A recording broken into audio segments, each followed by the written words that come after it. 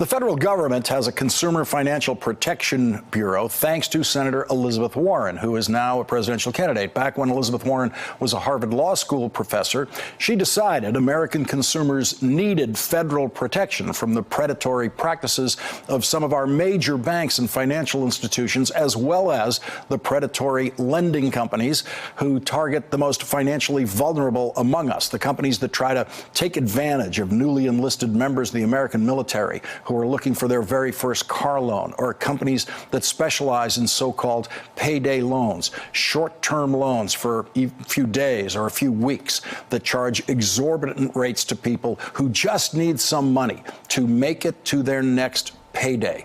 Those kinds of lenders do everything they can to hide the annual percentage rate of their loans, usually referred to as the APR, the amount of money it costs you per year to borrow. That's the APR, and that's what many lenders do not want you to know. It was Professor Elizabeth Warren's design of the Consumer Financial Protection Bureau that was included in the 2010 package of legislation passed by Congress with bipartisan support and signed by President Obama, the Dodd-Frank Wall Street Reform and Protection Act, it was called.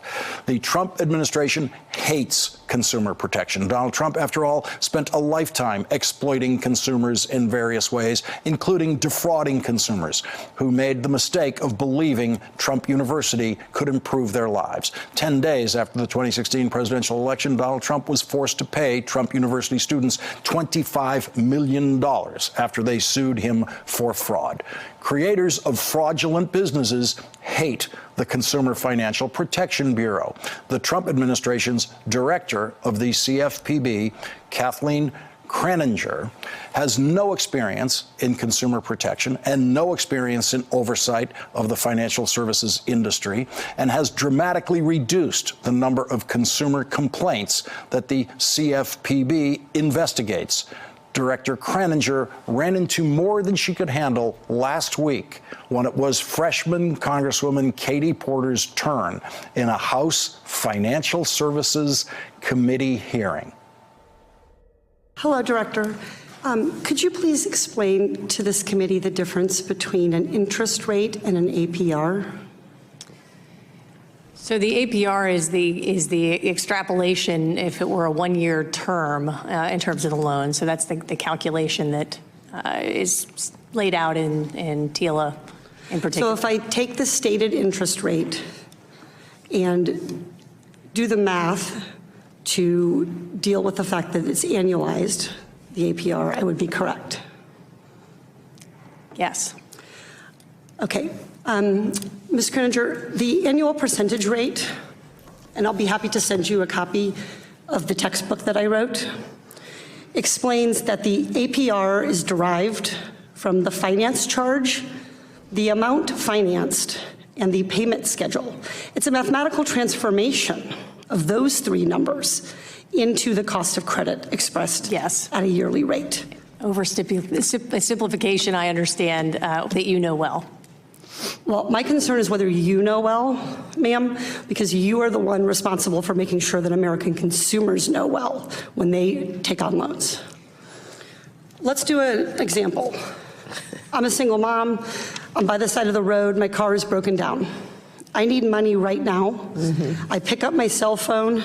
I go to Speedy Cash, an online lender. I'm in California. I have to get to work. I have to have the cash to fix my car to get to work. I can barely read the little disclosure on my phone. The cost at Speedy Cash is, you may want to write this down, $10 per $100 borrowed. I need $200 to fix my car. The origination fee is $20. The term of the loan is 2 weeks, typical, for when I get paid. What is the APR? And if you'd like a calculator, we have one for you.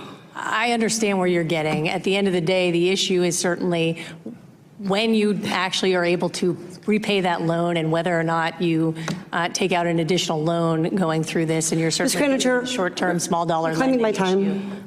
Ms. Kraninger, I'm asking you what the APR is.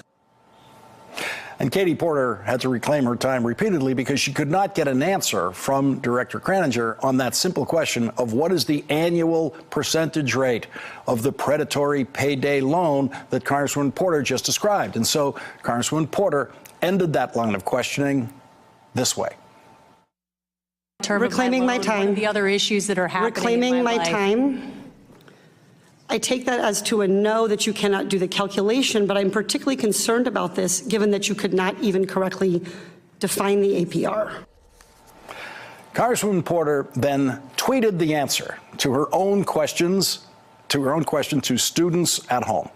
The answer is the $20 origination fee is included in the definition of finance charge, so the interest of $20 plus the fee of $20 makes the $40 cost to borrow $200 for 14 days. The answer, 520% would be the APR. Truth in lending law requires APR to include fees, which CFPB director did not know. Like Elizabeth Warren before her, Katie Porter was a law school professor before she became a member of Congress. And it shows every time it's Katie Porter's turn in a hearing room. Thanks for checking out our YouTube channel. Subscribe by clicking on the button below for more from The Last Word and the rest of MSNBC.